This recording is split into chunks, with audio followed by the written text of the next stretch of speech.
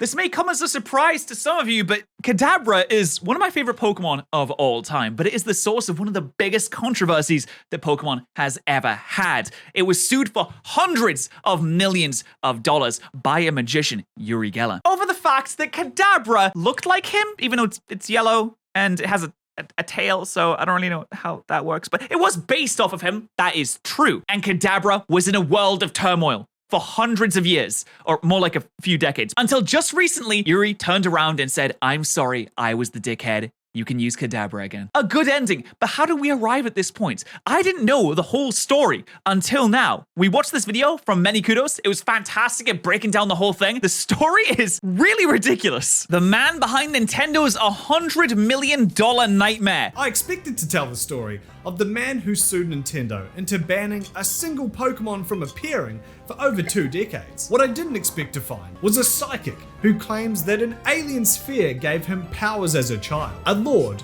who owns an uninhabited micronation off the coast of Scotland that you can join for $1, $1 million.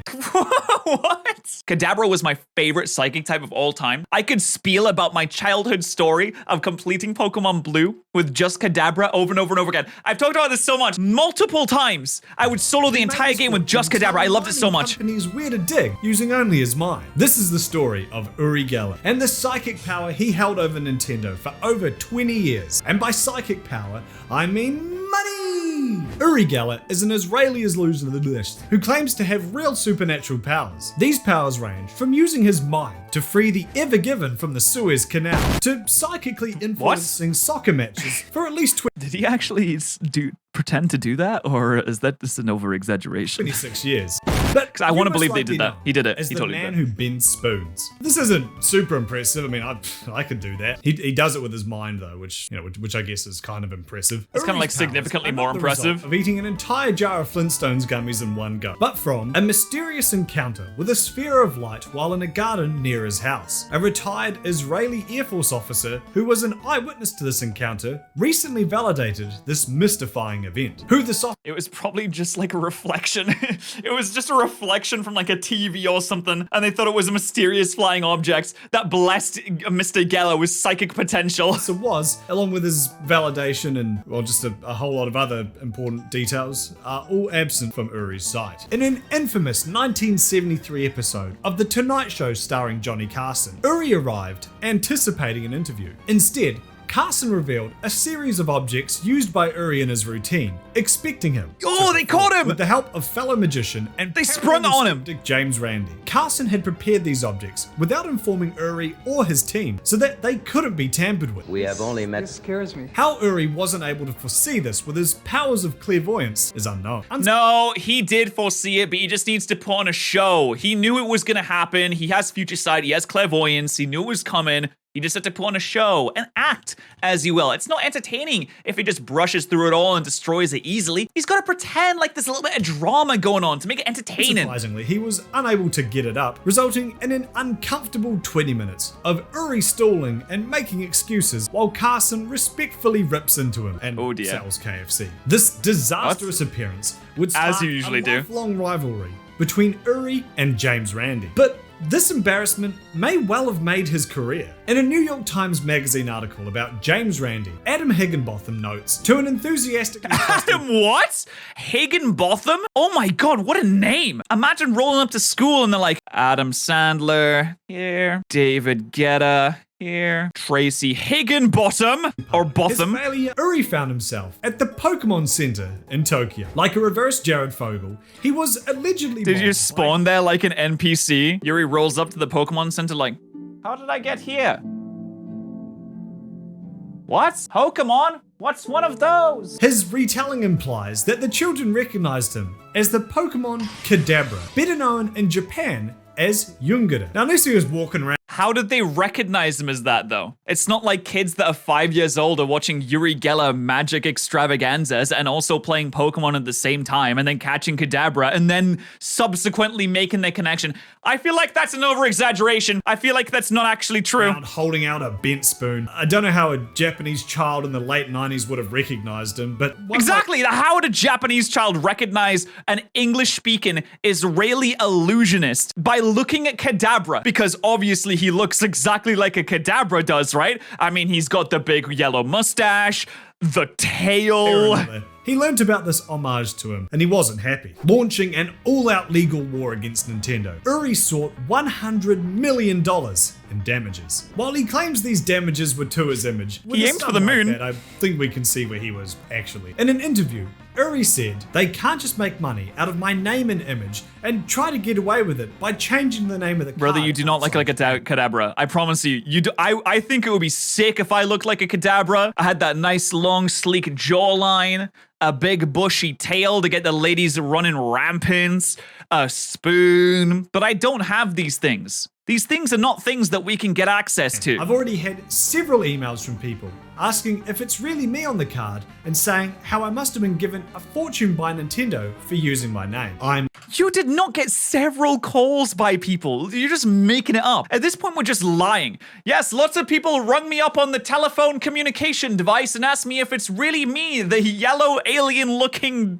strange creature. I wouldn't have given permission for an aggressive and, in one case, evil character to be based on me. The evil character referenced here was most likely the Dark Kadabra trading card, or Bad Yungara in Japanese. Bad Yungara. Bad Yungara. Downward. This card shows Kadabra bending a spoon, not with his mind, but with his hands. Something that psychokineticists like Uri are accused of doing, because that's what they do. Still, yeah. Might have a case. Well, no, dude, magic is real. Trust me. I went to a magic show and they said, pick a card, any card, and I picked the card, and then they shuffled the deck, and then they picked out the card. It was crazy, dude. Magic is proper. It's real, man. $100 million is a ludicrous number and, well, par for the course for him, as you'll see. The card's design and name were clearly based on it. There are several Pokemon who reference real-life people, such as Hitmonchan referencing Chris Chan. The very same Chris Chan that made the Sonic art? The very same Chris Chan that violated their own mother? Perhaps receiving some sort of premonition from an IKEA lamp, Uri felt confident in his case and expanded his legal action to America. Yeah, okay, to be fair, it is actually based off him. We can't put aside that. It is definitely based off him. But feel a little bit honored, to be honest, right? It's not directly using your likeness. They didn't draw you as a little monster running around.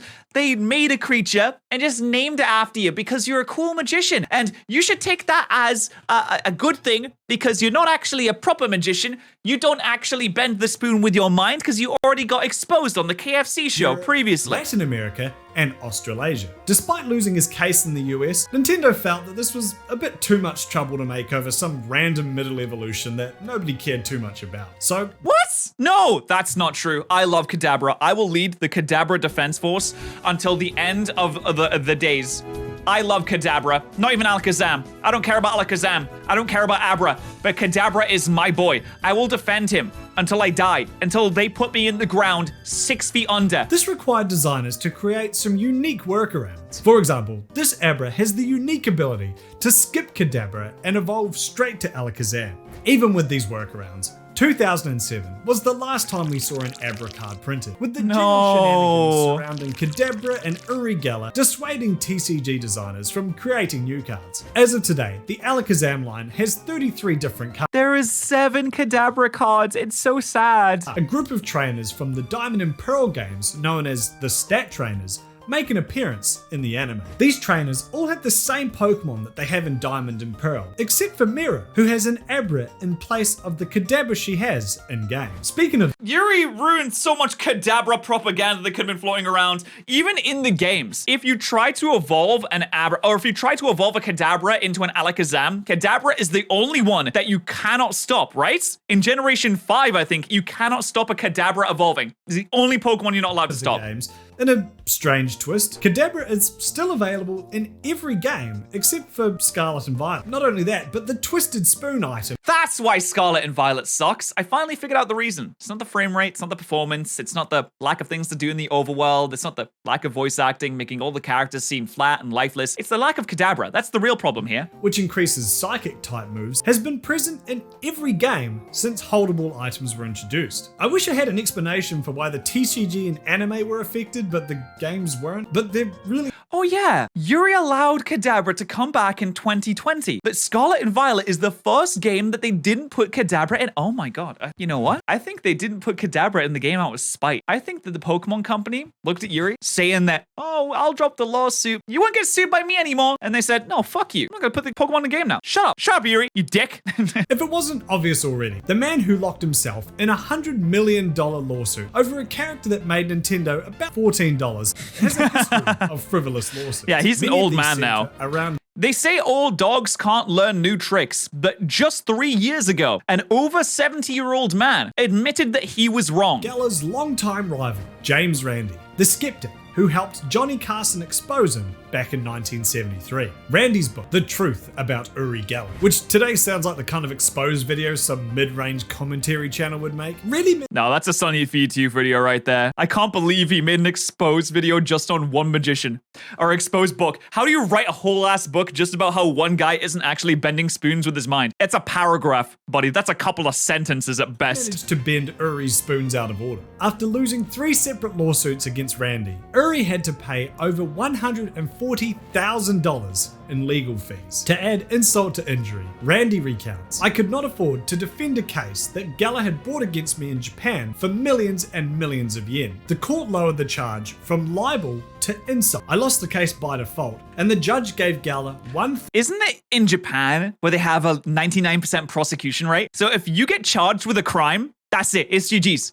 You're not getting prosecuted. It's over. They prosecute every motherfucker in Japan. of 1% of what it demanded. Since the charge of insult is not recognized here in the US, I cannot be forced to pay. In each of these cases, The charge of Geller sought insult. You can charge someone for insulting you? How does a man whose job that seems to be taking L's in court manage to afford all of these expensive lawyers and fancy bendable spoons? The answer Outside is help. Oh, never and mind. gullibility. Uri met the late Sir Val Duncan at a party. At the time, the head of mining giant Rio Tinto Zinc. Duncan suggested bloody hell. that Uri's powers could The source tell of all his company problems, where to capitalism. dig for valuable ore, saving them millions of dollars on their exploration budget. While dousing, divining, or sussing the vibes isn't exactly a scientific field of study, much like Mulder, Duncan wanted to believe. After finding some success, presumably throwing darts at a map, Uri would go on to charge other mining companies £1 million. Oh my god! They believed he was an actual magician, so he charged £1 million so that he could use his psychic powers and psychic potential to tell them where to dig for gold, or dig for oil, or dig for valuables. And he used that money to turn around and sue them. I didn't know that. He got rich because he said he was psychic. Oh my god. Wow, what a rip. Guys, I'm quitting YouTube. That's it. It's GG's. I'm just gonna go outside and pretend I'm psychic, and some oil giant's gonna come along and be like, oh yes, where should we frack next? I'm gonna be like, frack over there. That street down there. £1 million, In addition please. to the revenue that the mine generates. As of the mid-80s, of the 11 projects In addition to the revenue the mine generates, oh my god. He is loaded. He is swimming in it. He doesn't need to think ever again. undertook, 4 were big successes, where the royalties went above and beyond the £1 million he was paid up front. 3 to 4 were total failures, and the rest were partial successes. So, Uri had the funds to keep the Kadabra lawsuit going. That's much longer crazy that than you managed to get that most much money. of Nintendo's legal adversaries. Although, since Nintendo usually targets poor fans who love their games, it wasn't really a high bar to clear. Outside of the US lawsuit that Uri admits he lost, it's unclear what the outcomes of his other legal pursuits against Nintendo were. But as time went on, something changed in Uri. It might be his desire for attention amidst his fading relevance, or it could be the mountain of fan mail asking Oh yeah, it was totally because he knew that no one cared about it anymore. So he was like, what's the thing I can use to get a little bit of goodwill? Ah yes, I'll stop being an arsehole for a second. And he went on Twitter and he said, listen everyone, I have an announcement. I'm going to stop being an arsehole now. And then everyone looked at Uri Geller and they said, wow, thank you, yes. I love you. You're the best magician in the world. Come bend my spoons, please. You're great. And that's how he got his relevancy. that he claims he receives. But in 2020, Uri wrote to Tsunekazu Ishihara, the CEO of the Pokemon Company, asking to lift the ban on Kadabra. Ishihara responded, saying, Wait, what did he say in that letter? He said, I have gotten thousands of emails around the world. Listen, he also said he got loads of phone calls asking him if he was the yellow-tailed creature on a Pokemon card. So, to be honest, I believe that he got thousands of emails. Still don't believe the phone calls. On Kadabra. Ishihara responded, saying, oh, yep, righto, good as gold. Cheers, mate. Shit, look at this nice letter here. As you can see where all the budget's gone lately. Ishihara probably looked at the message and was like, what the fuck is a Kadabra? Yeah, all right. I mean, that's fine, I guess. Okay.